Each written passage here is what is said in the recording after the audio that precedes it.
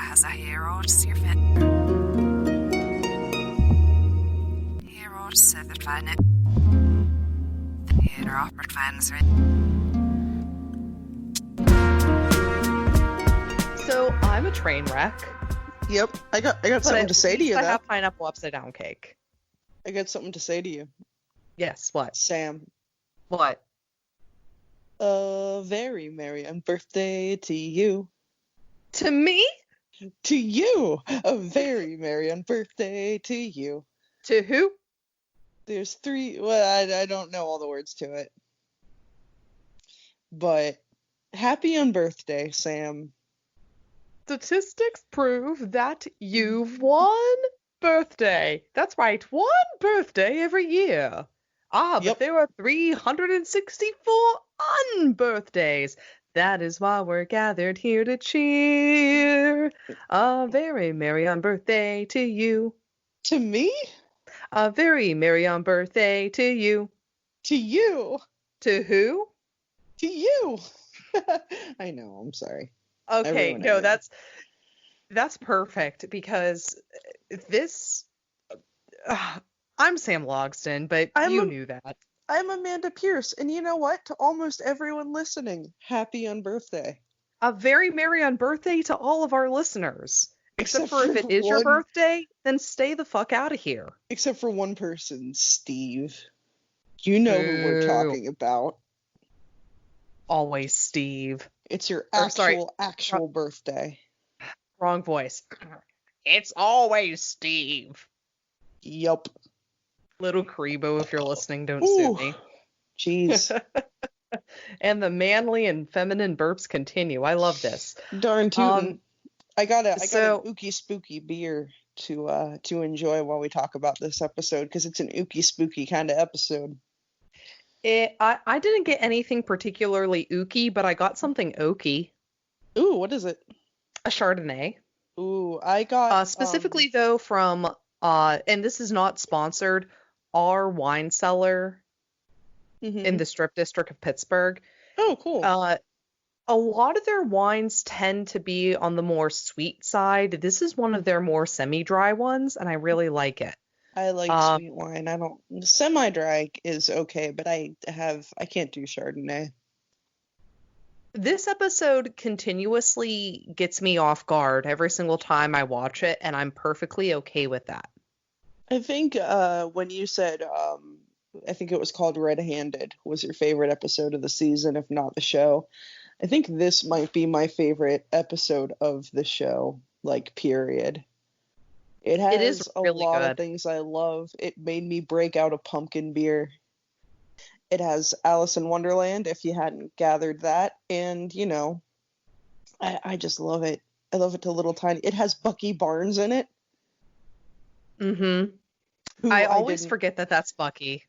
Yeah, I didn't even recognize him. He was definitely, it was like that bisexual meme that Charlie shared, if you saw it. Yeah, I did. Where it's like 20 minutes into any movie you're Googling cast of. Mm-hmm. It was definitely that. I'm like, okay, I know you. Mm-hmm. That hit me right in the podcast. What's really cool about this episode, too, is it's probably one of the very few ones where, like, if you don't know what it is right away, the eventual build up to it is really cool. And there's like a lot of little things, like a lot of times when I'm watching it, like especially on Netflix, or unfortunately a lot of the times, like if you were watching it on basic cable, you didn't know what the name of the episode was. So there was nothing really to like trigger anything. But Bucky in this plays somebody called Jefferson. His daughter wants to have tea with a stuffed rabbit and tortoise. When did you know when you first watched this episode that it was about the Mad Hatter? The point at which I knew that it was about the Mad Hatter was when Regina said, "You hung your hat up." Yeah, that was I was getting that was hints the point. Of it, and then as soon as the girl picked up the white rabbit, I'm like, oh, I see you. This is Alice in Wonderland. And I think the other thing too, his name is probably one of my favorite reference names in the entire show.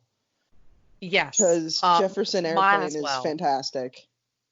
Yeah, and not just White Rabbit. A lot of their other stuff is just, uh, Yep. they're such a good band, but if you are a fan of Alice in Wonderland, um, I am. I I was talking to the audience, not you. Oh, okay. But if you are a fan of it, um, they are very fun to listen to, and it just, I don't know, this episode just tickles me in all the right places, and it is all consensual. I knew we were off to a good start then when for the bumper of this episode that they played like during the credits of the one before. You know how they do that on cable?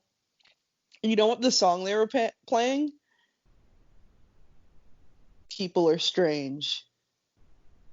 But Yes. yeah, the name reference is probably my favorite. I think that's, if we missed anything, that's all we missed. Yeah, there is a lot to love about this. Like it's a bit of a slow burn if you don't pick up on the references right away. Mm-hmm. And like what kind of sucks about watching this on Netflix is sometimes you miss the credits. Mm-hmm. You know, you don't always get to see like the once upon a time with like the things in the background. And in Yeah. this episode, it's like the giant mushrooms. So if you saw that, and if you're a fan of Disney especially, you would Mm-hmm. pick up on that right away. The other thing that I really like about this episode too, um, and this is for all of you listening who care about the things we talk about that aren't Once Upon a Time. At some point, probably at the end of this season, we're going to take a break from Once Upon a Time Mm-hmm. and do a whole month dedicated to stories that deal with coming of age, with animals, bewitched nature, and girl adolescence, which can all be condensed into a single phrase, cowabunga. There's a lot of cowabunga stories, and Mm-hmm. Alice in Wonderland is probably going to be where we start. So we're going to kind of scratch the surface of that with this episode, Yes. but there is just so much to talk about. Mm-hmm. Like, you can talk about how people constantly misinterpret the message of the Yeah. story. You It's not can about talk about, drugs. How about that? it's not about drugs, it's not about pedophilia. Like, we're not even going to talk about that. We're just going to talk about this episode and what it gets right about the story. Because Yeah. I definitely think that, and before I really like bring the reins to you, because I want to kind of pick your brain first before we talk about this episode. You can pick Um, any brain. uh, Of all the brains in all of the world, she had to pick of all the mine. brains in all of Pittsburgh, and I had to walk into yours. Oh, man, that's a good pumpkin ale. I'm sorry. That's what we But call a mind fuck. Elysian Night Owl. If you're looking for a good pumpkin ale, I love that beer. That's one of my favorites. so I've never had it, but not last Oh, Halloween, but the Halloween before, Jared gave me a it crate is of so it. good. That's my brother, Jared, works at a beer distributor, and he's like, "Do you want Huh? pumpkin beer? Here's a crate." Uh, I actually think I could be mistaken, but I do think that it is brewed with pumpkin, and that's why I like it. Like, it's I not just the spice, even though it is very spice heavy. I want to say mhm. that it is brewed with pumpkin because it's a I would very heavy look, but I'm beer. scared to turn my head. That's true. Fuck it. Tomorrow, just send me a picture. I don't care. Mhm. The people will know eventually. But before we talk about Alice in Wonderland, um, the writer of this episode, who we kind of talked about last time, David H. Goodman, he did the X-Files episodes and Without a Trace. Mhm. He was also the guy who did the Hansel and Gretel episode, although he did have a co-writer with that one too. Mhm. So my thinking is he wrote that episode, um, True North, and he was like, wow, that episode really sucked. It would be really nice if I had the opportunity to do an episode where I can show the whole biological family always finding each other in a way that is both meaningful and devastating and very, very creepy. And Yeah. they were just like, here you go. And then it worked. Mhm. I think this. You said he wrote on the X-Files. He wrote one episode of The X-Files. I can't remember what the name of the episode is actually called, but X-Files fans, it's the Killer Tree episode. Okay. I've never really watched X-Files. It's a fine show. I just have not seen a lot of episodes. But I really I am fond of it. That's as much as I'll say. I am fond of it. It's not my favorite, but I really appreciate it. Don't add the X-Files people to our list. No, I can't because like I said, I'm fond of it, and I actually can't say anything bad about the show. I really like Other than I haven't watched all of it. That's the only thing. really I haven't like watched every episode. the one-off horror episodes. Like there's like the lore building episodes, and then there's the one-off spooky spooks. The best episode is the cockroach episode. I like the cockroach one, and I like the inbred family one. Yes. That's my favorite. I know what you're talking about. That is the black and white one, right? Yeah. No, it's not all black and white, but the mom's under the bed. Okay, with her arms and legs cut off. I'm thinking of another one. I'm not gonna. Don't do a spoiler alert. The show is almost as old as I am. Mm-hmm. Yeah, no. If you haven't seen, I don't know, like the X-Files, the Twilight Zone, and Outer Limits. Like at this point, if you haven't watched any of them, like why are you watching us? Why are you listening to us right now? Why are you not watching those Go instead? watch something better. I have so many things open. This quarantine has been so ding-dong boring. Kind of like last time, where the things that happened in Storybrooke are a lot more intense and convoluted than what happened in the fairy tale world. But I almost want to say I kind of want to talk about the fairy tale world first and then talk about Storybrooke. Yeah, I'd say I'd say flip-flopping is probably our best bet, because this episode, more than others, kind of cuts back and forth. Yeah.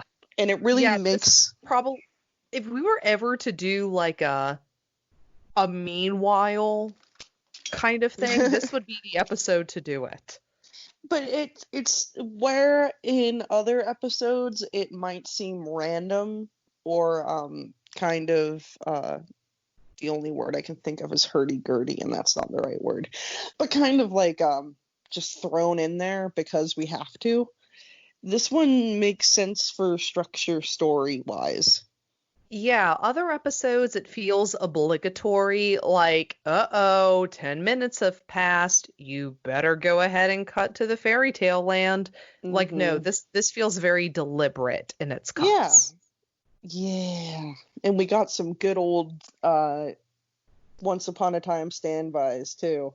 So if you want some bad stuff from this episode, we got some classic bad stuff. In a couple of things. It's not in the acting. It's not really in the costuming. It's... I'm really struggling to even think about where to begin with this. Well, Mary Margaret escaped. How's that? You cut out. Damn it. And just in case, I'll let you know when you're back on. But am I back? Mary Margaret disappeared. And the episode begins with Emma, you're back on, realizing how am I cutting that she disappeared. I don't know, because like it just tells me that you have poor connection, and when that happens, you come in and out. Like it sounds very choppy.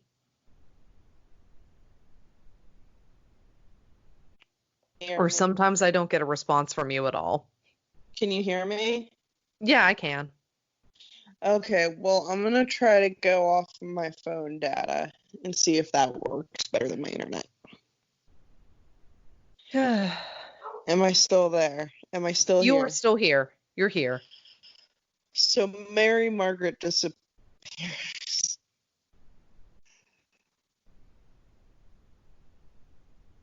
Yeah? Yep. Can you hear me? Yeah? Are we still It having sounded like you were technical setting up for a issues? punchline. You're like, Mary No, Margaret disappears? no, no punchline. Okay. So So Mary Margaret just God. So Mary Margaret escapes her cell and Emma goes to look for her. Long story short, she almost kills a man because she's a bad driver. And that man she almost kills is Jefferson, he says who his name is then, Jefferson. yep, and he has the same name in both worlds, which is cool. Oh, that's a huge point. I'm gonna put a pin in that. Yeah, put a pin in it. Oh my God, why can't I pin it? He kind of passive because Emma's nice. She gives him a ride home because she noticed he's limping. And then she says she's looking for a dog, not for Mary Margaret. For obvious reasons. She has Because Mary Margaret's a fugitive. well, what's the word I'm looking for? She has a arraignment. Is that the word? Yeah, arraignment. She has an arraignment, and if she doesn't show up for it, then she would technically be considered a fugitive because she is a suspect in a murder. Near. So, believe it or not, the show actually gets something right when it comes to legal stuff. Yeah. So Jefferson takes her back to his place. She helps him in. He makes her tea and says, like, oh, yeah, I'm a cartographer, amateur cartographer. And he shows her a map of the area, and she starts to pass out.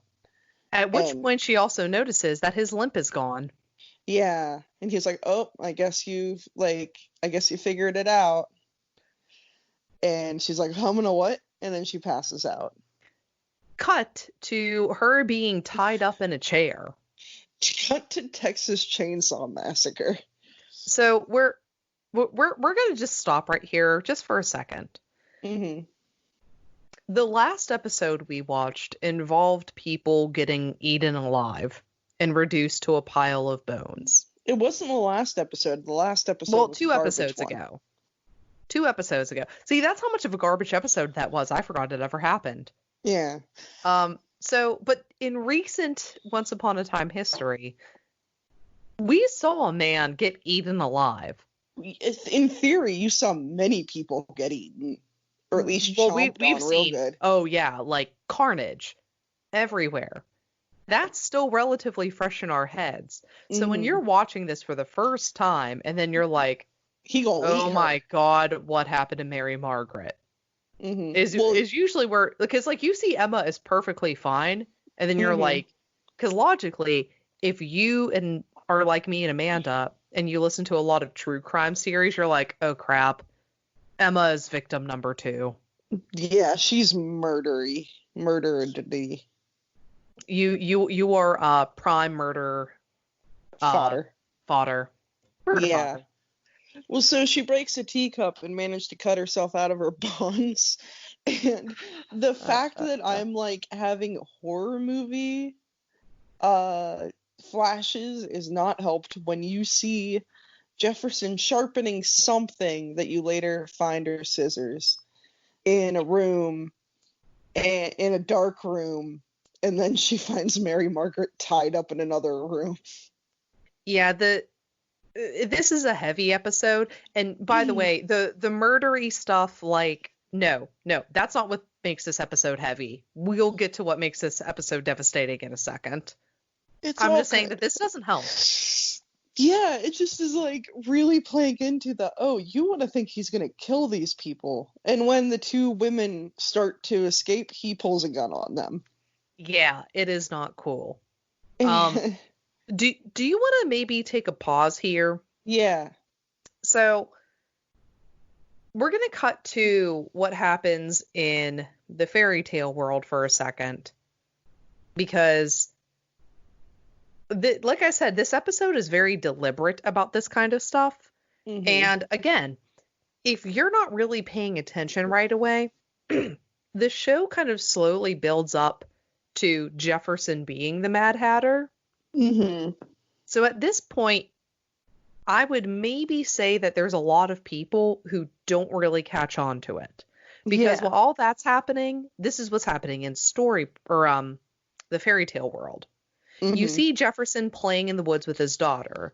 They sell mushrooms at the Yep. local market. Adorable.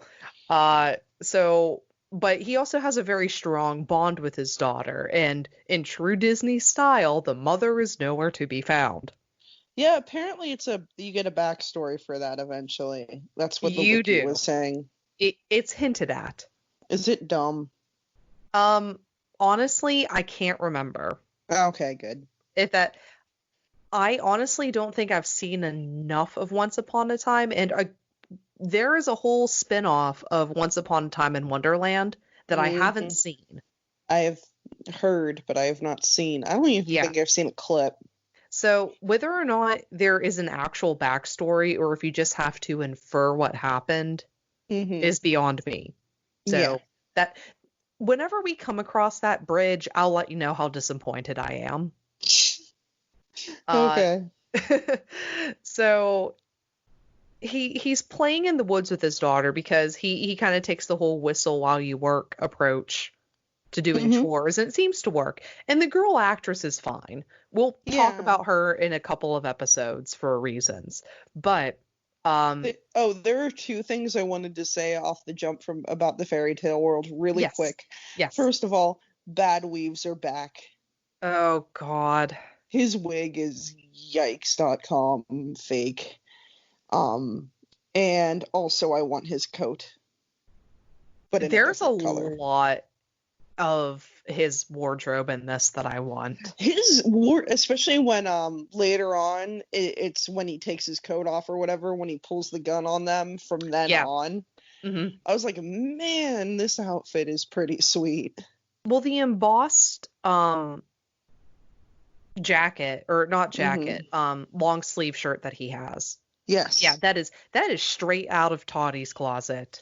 I think they said they based him off of like Mick Jagger in the 60s. And I Is believe that. like what they based his wardrobe on, if I remember right, if that's what we got. So we got a lot of 60s references in this show. So I guess there are three things I really love about it. Mm-hmm. So they're in the woods, and then all of a sudden, Regina shows up at their house. And he's smart enough to tell his kid, like, listen, go find some mushrooms to be able to sell them to the market. I gotta talk to the queen, pretend like you're hiding. Which, I gotta get rid of her, basically. yeah. Is what he like tells her. I'm like, I'm gonna get rid of her. But that's also probably one of the most subtle, like, bits of foreshadowing and world building that I've seen in this show. Because based on what happens later and what he tells his daughter to do, he's already kind of preparing her for what's going to happen if she's no longer able to be with him. So she knows how to make money on her own based off of the skills he's able to teach her, and to also be like, hey, this is something that you can do. Like, you can hide in the woods, you can be safe from people, but you can also gather resources so that when it is safe for you to be out, you're able to provide for yourself. Yeah. That, which, again, that's never said explicitly. So the show actually lets you be like, oh, damn, he's actually a good dad. Oh, sorry. Pause 1 second. Mm-hmm. Okay, go ahead. Yeah. I was freaking out because I couldn't find my wedding ring. It's all good. I'm just talking about how much I love daddies. Oh, yeah. And the guy liner. Can I say that he's probably better than Hook and Giancarlo Esposito when it comes to guy liner? He's Bucky Barnes. How are you going to beat him? He's the Winter Soldier. Well, there's no need to get all up in arms about it.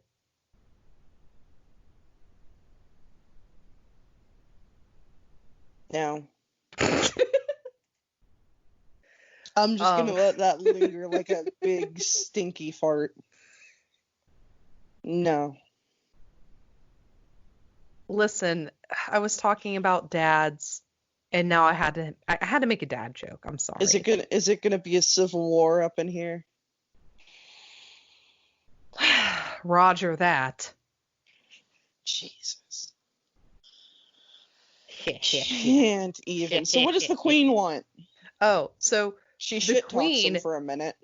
the queen is basically like taunting him about like, this life doesn't suit you and I need you to do something for me. And it's all very like typical 80s. I need you to go back to work. No, I retired from that life, but I got one more mission for you. Basically, it's every Arnold Schwarzenegger movie that you've ever seen, but instead of doing an action thing, it's a magic thing. And what is It's that also magic like thing? there's also like some weird sexual tension there that I was Oh, reading. definite. It's very Definite sexual strange. tension. And again, much like what happened with his wife, because Regina does allude to it, Hmm. that, she said, I need you to do this thing for me. And he's like, well, Doing the thing lost my wife. yeah.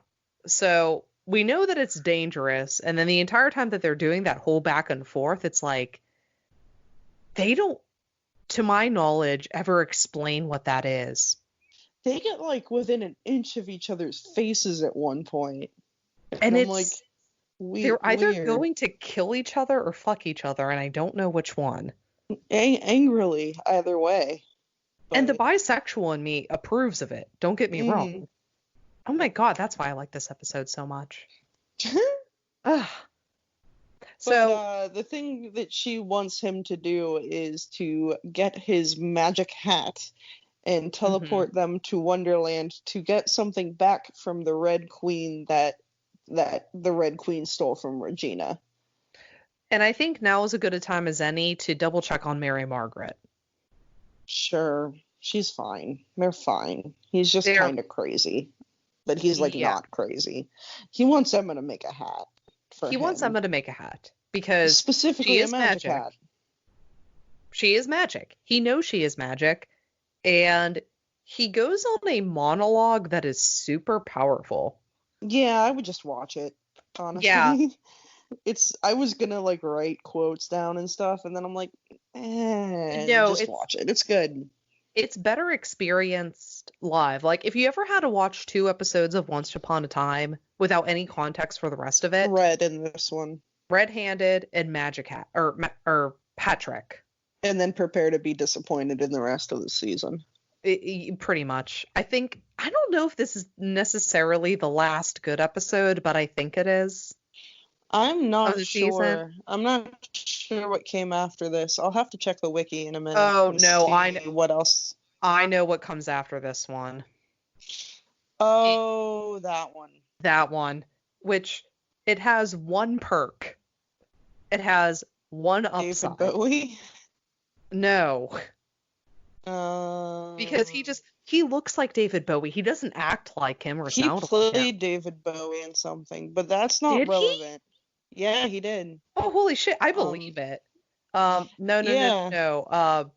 The Mother. Yeah. I got some vibes in this because she was like, when they get to Wonderland, first of all, they go through the hat into the Nightmare Before Christmas wood scene. But do we want to talk about how awful the room. CG is? Oh no, hold on.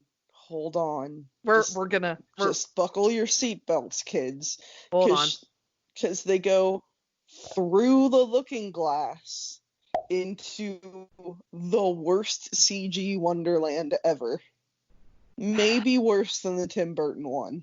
It's on par. It's so cheap. It's probably the same people.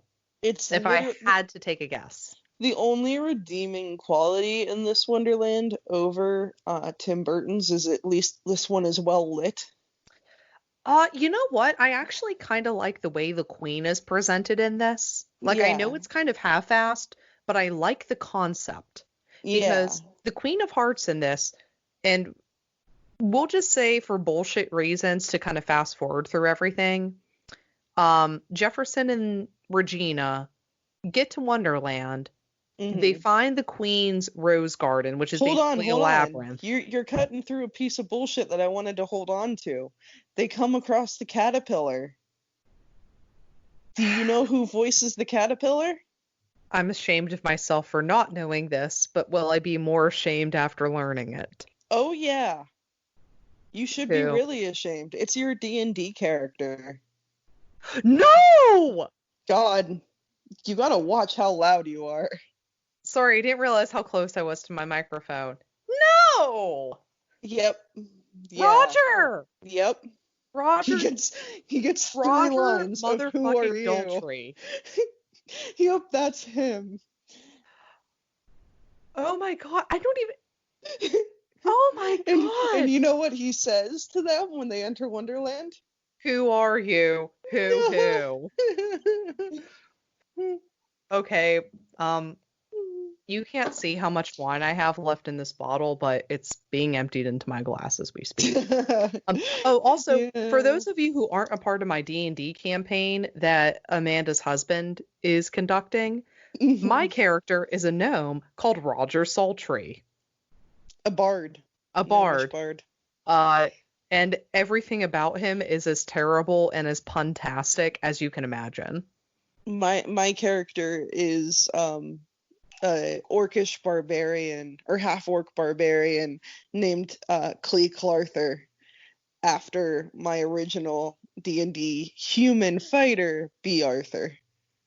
But Yeah. it's Clee Clarther because she's an orc. Yes. It's stupid. Our game is stupid. But Our you game know is what? stupid, but it's fun. It is fun. And I feel bad for Henry because I think he just has like the same character every time. Yeah. It's just a little bit different, and then he has to deal with our bullshit.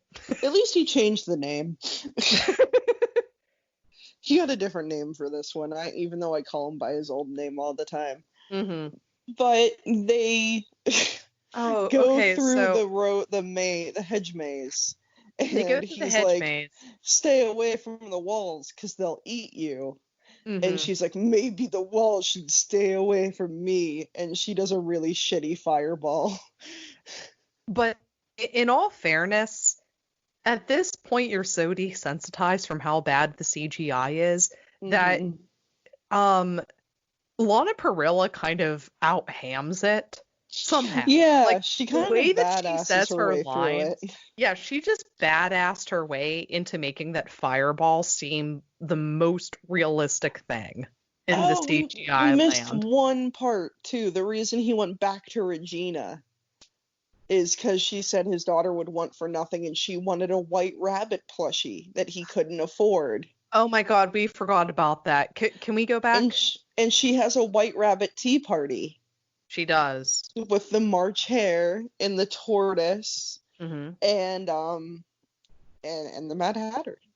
Yeah. And it turns out the old woman selling the white rabbit, who would not sell it to the father at a discount, was Regina. And I think that was Lana Parrilla in old lady makeup. Yeah. It was. They were originally going to hire a new actress for it, but Lana Parrilla really likes playing characters older than she is. So she said, no. Put horrible... Actually, it wasn't that bad. The makeup was okay. I liked it. Honestly. It was a little bit weird how it moved, but for TV, I'll allow it. For TV, it was really... For Once Upon a Time, specifically, compared to, like, the orcish troll makeup that they had, very good. And they did fake teeth on her, and she did a fake accent that I didn't immediately clock that it was her. So that was a pretty good enough job. It actually kind of tricked me. It took me 3 times. It took me 3 times to realize it was her. Yeah. And I didn't look it up either. And because on the 3rd time, I was able to pick it up. Well, she changes back when she talks to Giancarlo Esposito. For a second, she's her young face, and then she goes back. Yeah, the first couple of times I saw it, I thought it was like just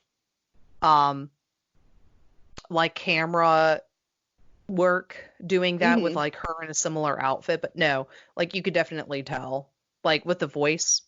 After watching the show long enough, it does things to your brain that are irreversible, so you're able to tell that that's her. Yeah. But point being, she's amazing, and I love it.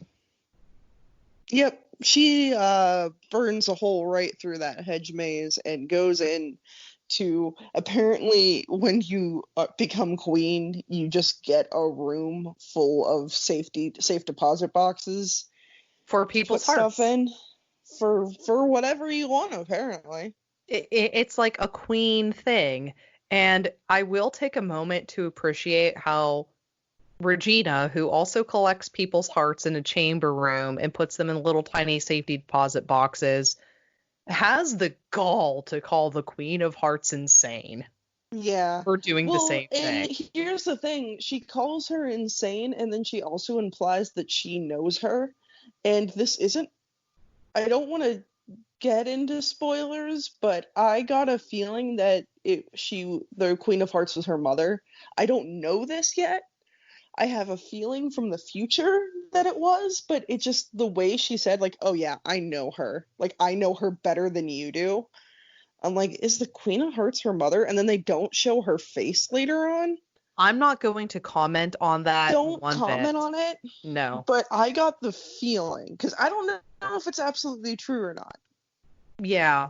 But So just from this episode, I remember having the distinct feeling watching this before watching future episodes that, like, it was her mom.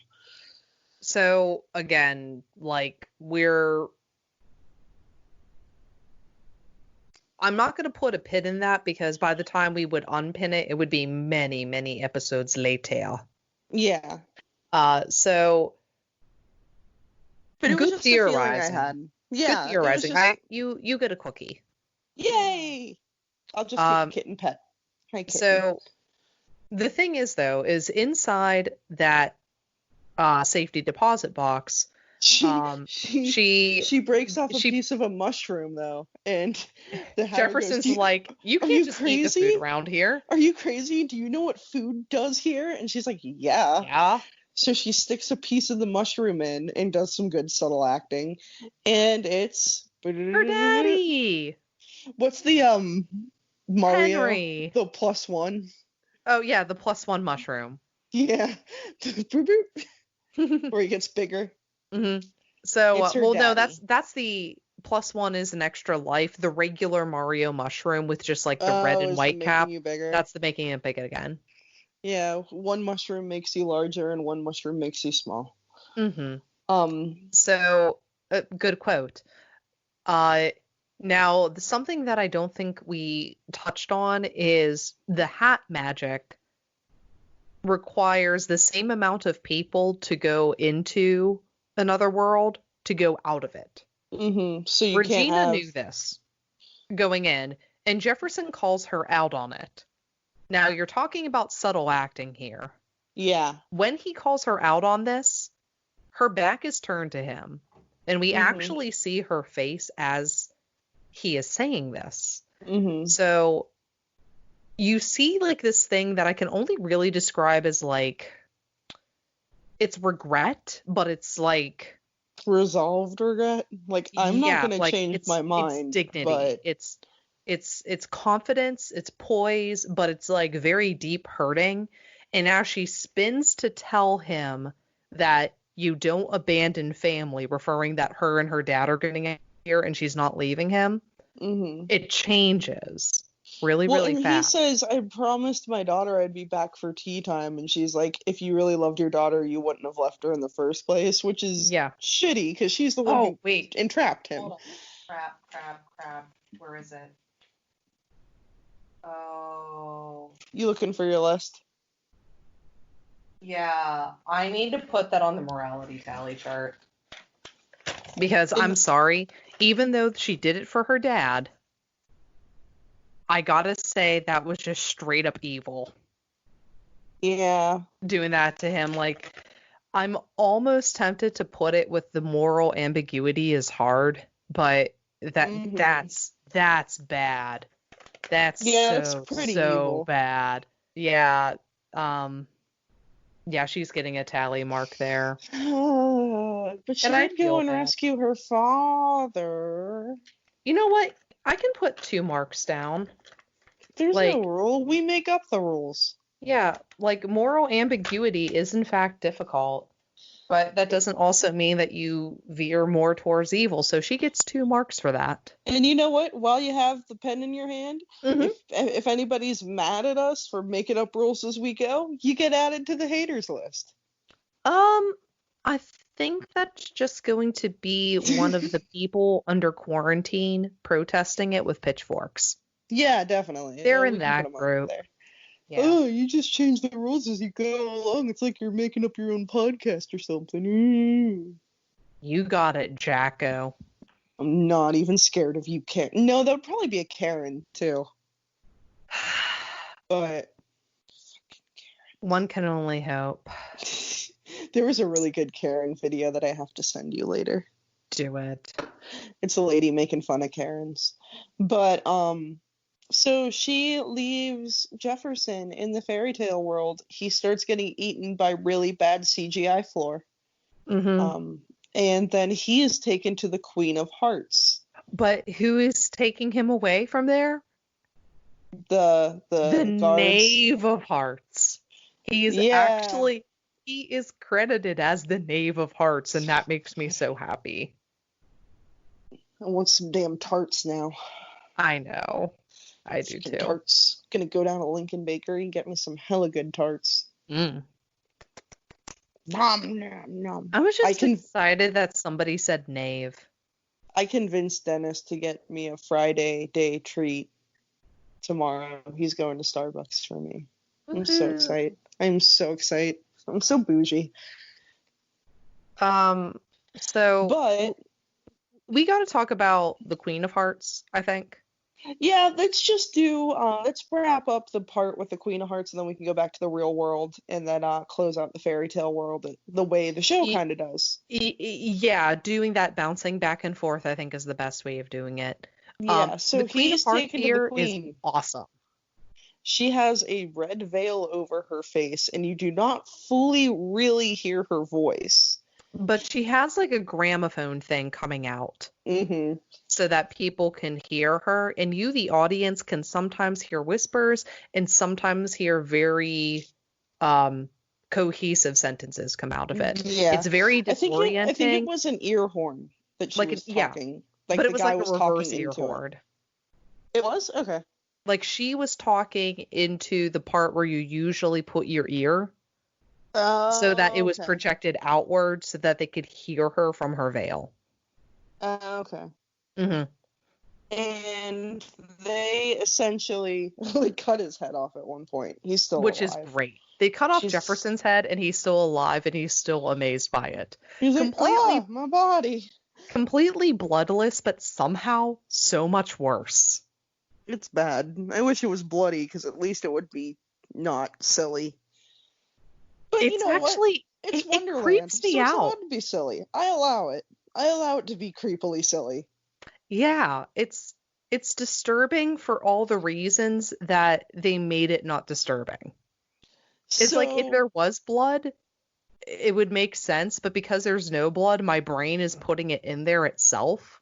Mm-hmm. And there's no like filter.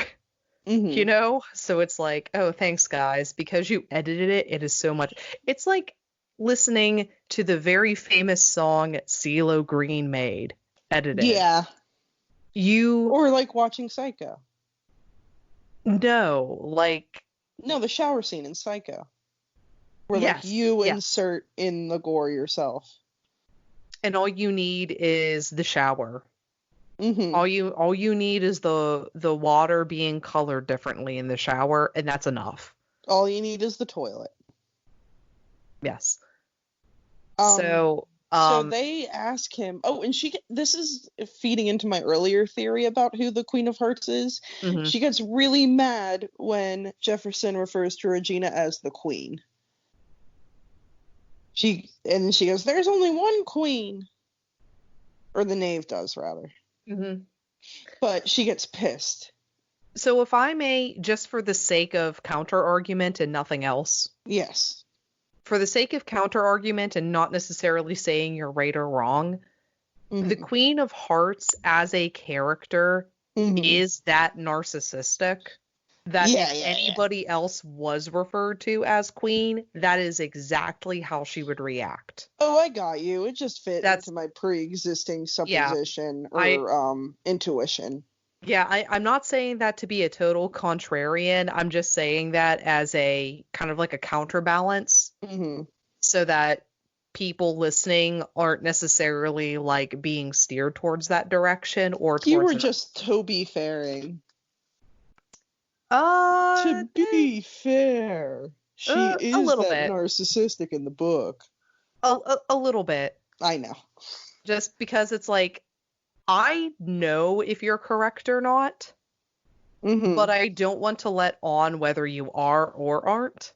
Hmm. So I'm neither trying to prove you're correct nor discorrect. If I'm wrong, I demand the show be refilmed and rewritten so I'm correct. That's a very Queen of Hearts thing for you to say. Well, I did grow up with the books, so I Um, had to learn it somewhere. Maybe she was born with it. Maybe it's the Queen of Hearts. mm, um, so you know what's actually really sad? Hmm. This is a bit of a tangent, and I apologize because like we're not getting to the whole like The hat part? we're not getting to the hat part yet, and I'm Let's sorry, get to the folks. hat. Cut to the Well, hat. well, before we do that, this is actually, and it's like the shittiest way possible to get to it, but this is one of the few adaptations of Alice in Wonderland that has my favorite character in it. And he's Who? not even a real character. Who? Mock Turtle. Okay. I The have two stuffed favorite one? characters. Well, he's technically in it. Like I said, he's not even a real character. He's my he's my number one favorite character in Alice in Wonderland. My second one being the Duchess. Okay. The I piggy. love I mean, her not pig. Her Piggy, baby turned into her a baby piggy. turned to a piggy. Just because I think more than anything else, it's like they have some of the best dialogue in the book that I Hmm. really enjoy. Um, the Mock Turtle is just as like dismissive to Alice as everybody else, but the Duchess is probably the closest one that comes to being sympathetic towards her, even though she does eventually kind of steer away and get distracted by her own needs. Hmm. So it's just like she's a very grounding character. And she's almost never in any adaptations, but the Mock Turtle very rarely is too, except for when he was played by Gene Wilder. Yeah. And what, like, I don't know how you feel about that particular version of Alice in Wonderland, but that one always gets extra points for me because they included the Mock Turtle and it Hmm. was played by Gene Wilder. The I rest is don't. totally valid criticism. I don't know my favorite adaptation of Alice in Wonderland. There's a lot that I enjoy, and there's a lot um that makes me wonder. Uh, just wonder. What? like Tim Burton, I love you, and ordinarily if somebody said Tim Burton is making Alice in Wonderland, if you would have asked me back in the day, I would have been like, that's the perfect candidate for that job. And then I Hmm. saw what he did, and I'm like, Tim. I dislike the Tim Burton one strongly. It it would have benefited if he would have made like I don't know. We're not going to get into that. I feel like we No. should when we do Cowabunga month, I feel like we should address it then. You're gonna make me watch it, aren't you? No, I'm not. Oh, thank God. No, I but had to see. I had to he see that. deserves he deserves what's coming to him. I had to see the Tim Burton Alice in Wonderland in theaters, and then deal with Carl, my uncle. Oh God. He loved it. Of He course he did. loved it. Of course he And did. I'm not all through surprised. the parking lot and after the movie, he's like, "It's so good," and blah blah blah, and it's so imaginative, and I'm just like, "Mm." I liked Stephen Fry as the Cheshire Cat because I like Stephen Fry. And I like the Cheshire Cat. Yeah, even the one that I'm talking about, because I can't remember who directed it. Where Whoopi Goldberg was the Cheshire Cat. Yeah. I don't remember who directed that one off the top of my head, but that one had a lot of. That one's probably the most faithful adaptation, even though there's some things in it that aren't in the book. Like the actual Wonderland part of it. The actual Wonderland part, I think, is very faithful to it. And because of that, and because of how they filmed it, I really appreciate it. But I'm not going to say that that necessarily makes it a good movie. I mean, it's a TV movie. It's fine. Yeah. I'm not mad. It has the Walrus and the Carpenter. So, you know. Yeah. And you know what? Disney's Alice in Wonderland, the original cartoon, it's good. I love that. Yeah. It's arguably one of my favorite Disney movies. It's fun.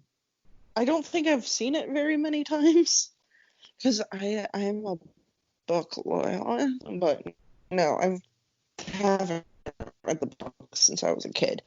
But yeah, it was pretty good. It was fun. It's a fun little movie. Yeah. If you're not going to be like a total stickler about whether or not it happened in the book and just care about it being entertaining, it is a very fun romp. Well, and like, listen, every single adaptation of Alice in Wonderland conflates Through the Looking Glass and Alice in Wonderland. It's just going to happen because they're both weird, random, and very episodic. Yes. So, in my opinion, as a professional English person, as an editor, where's that English BA again? What do you do with a BA in English? Fucking start a podcast, apparently.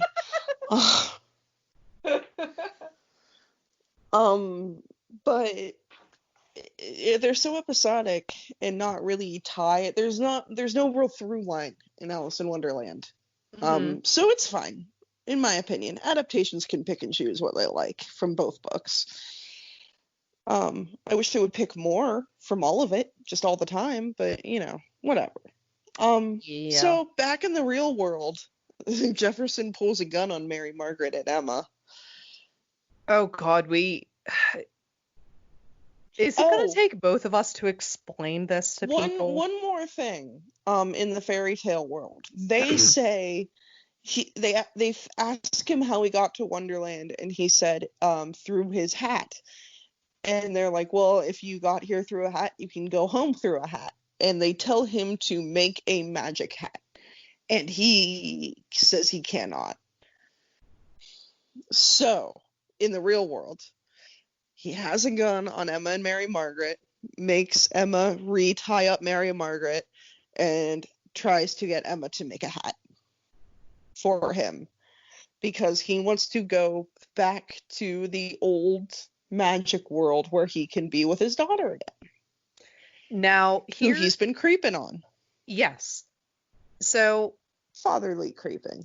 You were talking about this earlier where like people really should watch this episode, and I'm going to just reiterate it right now. Please watch it because it sounds creepy and borderline like true crimey, to say the least. But the thing is he says something where it's like, I would never want my daughter to know what I know. Yeah, she said, why don't, because Emma denies it and calls him crazy for a while, but then she starts feeding into it like she does. And she's like, why don't you just tell your daughter that she's your daughter and, you know, everything. And he's like, why would I curse her with the knowledge that I have? Like, why would I do that to my daughter? Living in two realities will drive you mad. Yeah. Is what he says. I think he's like having two worlds in your head or something. He phrases it really well. It's pretty well written. Yes. And it's very compelling too, because like, and for reasons you will see later, yes, he was literally driven mad to a point Yeah. over these hats. And I think what you were saying earlier, I'm going to unpin it. Mm-hmm. He is called Jefferson, and he calls himself Jefferson, Mm-hmm. which if you're watching the episode, you pick up on that right away. He is the only person who calls himself by the name he was in the Enchanted Forest. In both. He's the only one both. with the same name. Yes, and he introduces himself that way.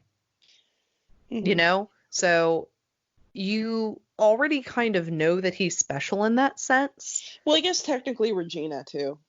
Well, Regina is the one who calls him that in the Enchanted Forest, but in the real world, when he says his own name... No, I'm saying Regina is Regina in both. Yes. That's oh my God, yeah, you're right. Yeah, sorry, I completely forgot about that. Oh my God, that's so stupid. Yep, she's Regina in both. Both. Oh my God, I hate this show. So, but anyway, like, because he is so grounded in both of those realities, actually, technically speaking, in multiple realities. Mm-hmm. If we're like really, really going to split hairs here. No. Yeah, no. The dude was driven into insanity, and the show actually does it in a really nice, subtle way. And I appreciate it. Yeah, and Emma it's like a could special help treat. with the looking glass. It's not a looking glass. It's a telescope thingy. Yeah, a telescope. She knocks him out with the telescope, tries to save Mary Margaret. He comes back. Mary Margaret hits him with... Funny. What does she hit him with, Amanda? A croquet mallet. Yes! A croquet mallet. Yes! Do you play croquet? Sorry. Apparently he doesn't. He just got knocked out with it. Oh, yeah. And that took me more than one viewing to catch. That it was a croquet mallet. I caught it the first one, which is... But I think says more about me than it does about you. Mm-hmm. But it made me laugh when I realized it. And Emma goes, "Where did you learn that?" And she's like, "I don't know." Like, kicking his butt, basically. So, he goes through a window and then disappears. So, Emma and Mary Margaret are able to go back to the jail. Huh? They find the bug. Oh, shit, I forgot about that. That's right. Yeah, they find the bug under a tarp. Yeah. And Emma gives her the choice to take the car and run. And she says, "Why would you give me that choice?" And she's like, "Look, when I was locked up, you believed in me and that I would do the right thing, so I believe in you." It's kind of touching. It's fine. It's a good mother-daughter moment. She also lets it slip that she's like, "I can't lose my family." She's like, "I've run for too long and I can't lose my family." And Margaret's like, "Family?" And she's like, "Friends, whatever." Yeah, like, okay. Yeah. So the episode ends with Emma going to see Henry at school. Mm-hmm. And looking at his book. Mm-hmm. To specifically look for what Jefferson was telling her about. And she does, in fact, come across the story. Mm-hmm. And by the time the school bell rings, she's like, "Hey, can I borrow this?" And Henry, in like dumb in the writing sense, but kind of brilliant on him being a tiny actor, the way that he delivers that line is actually really good. He's like, "Absolutely." And then goes about doing whatever the fuck Henry does. Well, and she encounters Jefferson's daughter is the reason that prompts her for the book. It's not her name in this world, but her name in the old world is Grace. Yeah, I can't remember what it is in this one, but it's really, really heartbreaking. Mm-hmm. Because, like, and again, this is probably the only time I think me and Amanda will ever say, like, this is probably the best episode to watch without necessarily us talking about it. Like, this and Red Handed. Yeah. Like, if you watch both of those instead of listening to us blabber on about them, they are fine. And this actually is an episode that leads up to another episode where I cried. Yeah, I don't know if I cried. Not the I don't whole remember. episode, for like one part of it, I cried.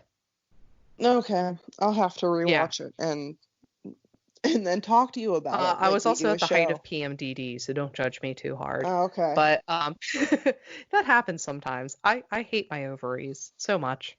But yeah, Henry's like, yeah, you can hold on to the book. And she flips to a page of the terrible... scariest illustration yet. I hate this book. Holy God, that illustration. It's Jefferson in the fairy tale world, wearing a huge old hat, trying to make a hat. It's not even the fairy tale world. It's Wonderland. It's Wonderland, sorry. Yeah, which that raises a whole question, which I guess we'll get to in a second, but continue. But he's like, gotta make it work, frantically trying to make hats, and he's just all whites of his eyes in this painting, and it's the scariest illustration in the world. And it just ends with him saying that over and over again, trying to make hats in a room filled with fabric and needles, and it's like piled up absurdly high, and it's genuinely upsetting. Yeah, because he wants to see his daughter so bad, he's driving himself crazy trying to make magic happen. And this is what I'll say. At no point in this season, in season 1, and this isn't a spoiler necessary, but we don't know how he got to the real world. That is never answered this season. How he can be in Wonderland and then here. We don't know.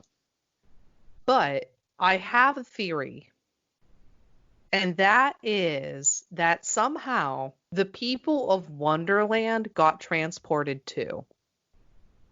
Okay.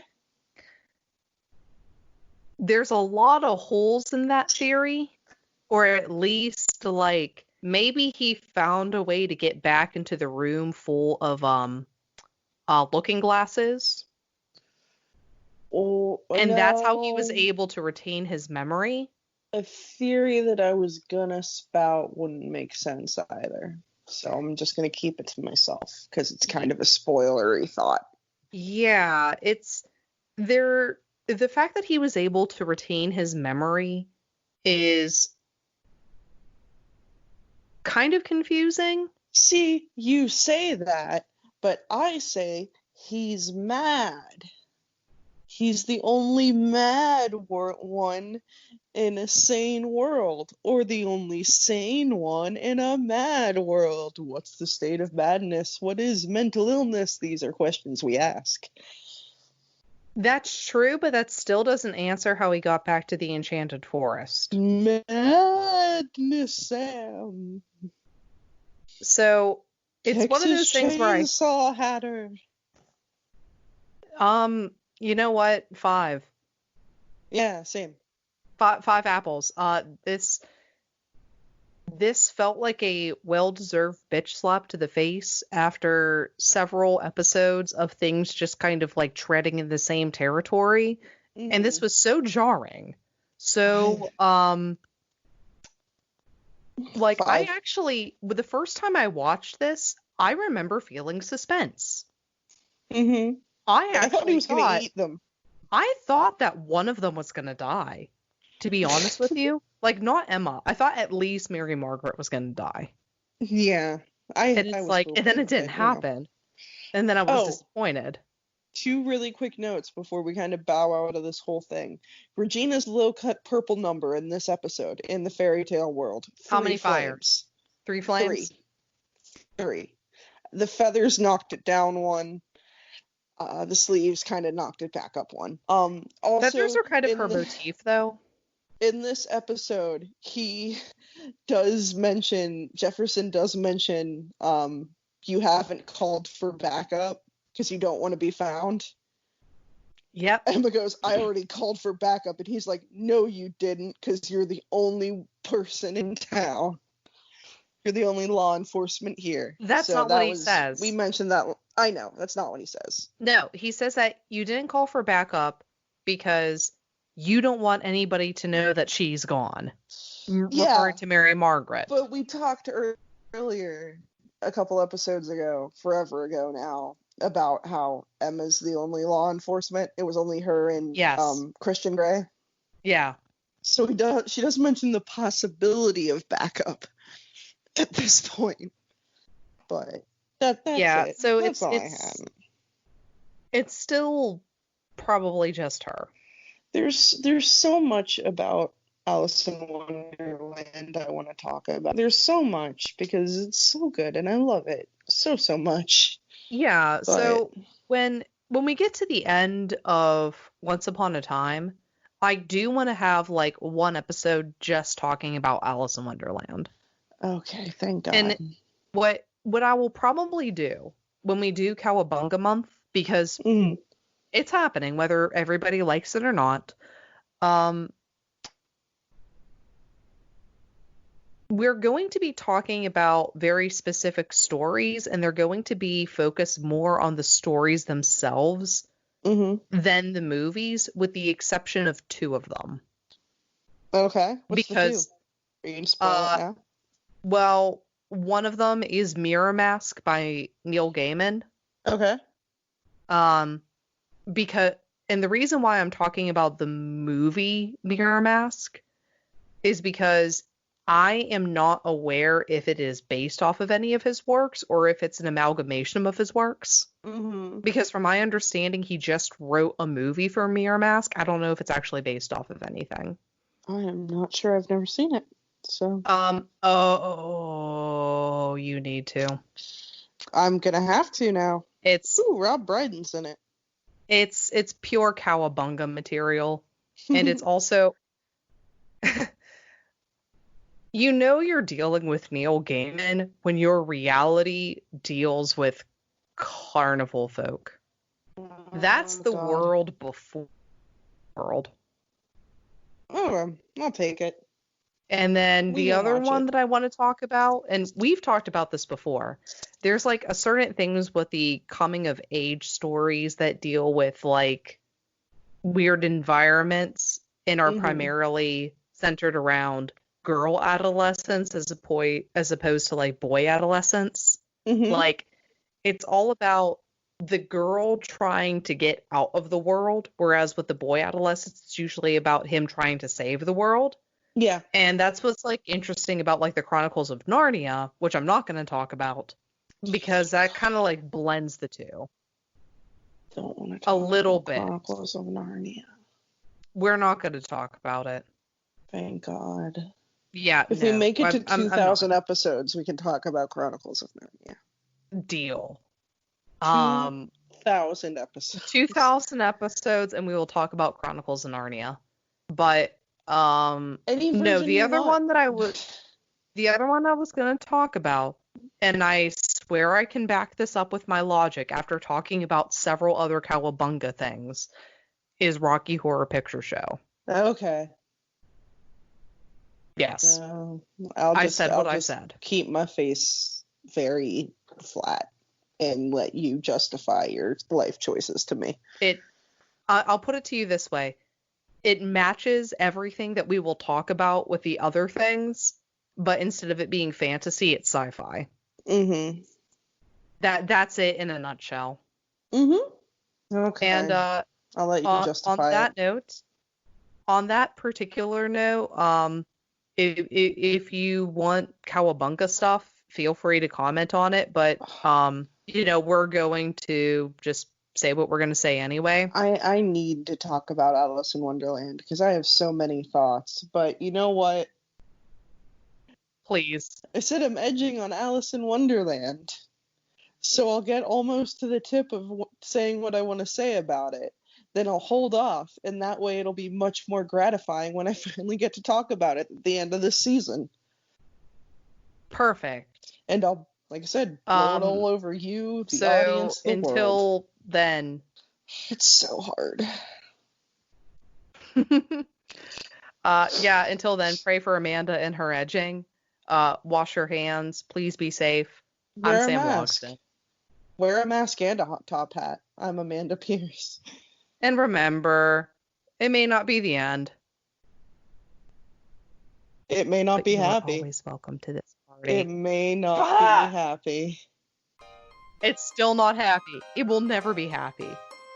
But you are always welcome to this party. I'm Take late. care. I'm late for a very important date. No time to say hello. Goodbye.